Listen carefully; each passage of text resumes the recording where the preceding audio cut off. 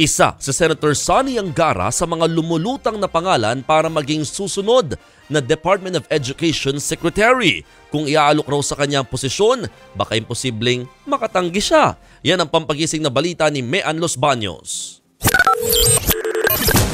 Open naman ho tayo kung sakaling pinagkatiwalaan. Yan ang tugon ni Senator Sonny Angara sa posibilidad na alukin siya bilang bagong Education Secretary.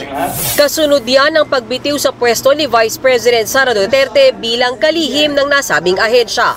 Ayon kay Angara, wala pang kumakausap sa kanya mula sa Malacanang. Pero kung sakali raw ngang ialok sa kanya ang posisyon, baka imposibleng tanggihan yung pag inalok.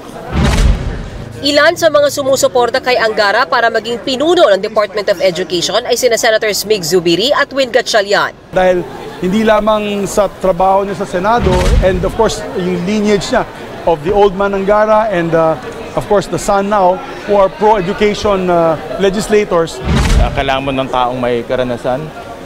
Pangalawa, yung kanyang educational background, hindi natin wala nang debate dyan. No?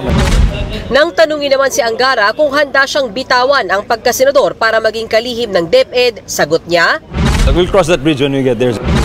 lumulutang din ang pangalan ni na Senators Win at DSWD Secretary Rex Gatchalian para maging susunod na DepEd Secretary. Pero pareho silang malamig sa ideya. Si Win, sinabing hindi magandang tignan na dalawa silang magkapatid na nasa gabinete. Tatapusin niya raw ang 4 na taon pa niyang termino. Hangad naman ni Secretary Rex na tiyaking magtatagumpay ang mga programang ipatutupad ng DSWD sa mga susunod na buwan. Una nang sinabi ni VP Sara na wala siyang nirekomendang papalit sa kanya sa posisyon. Nakatakdasan ng i-anunsyo ni Pangulong Bongbong Marcos ang susunod na DepEd Secretary noong nakaraang linggo. Pero inamin niyang nahihirapan pa siyang pumili ng kapalit ng bise. Nagbabalita mula sa Frontline, Mean Los Baños, News 5.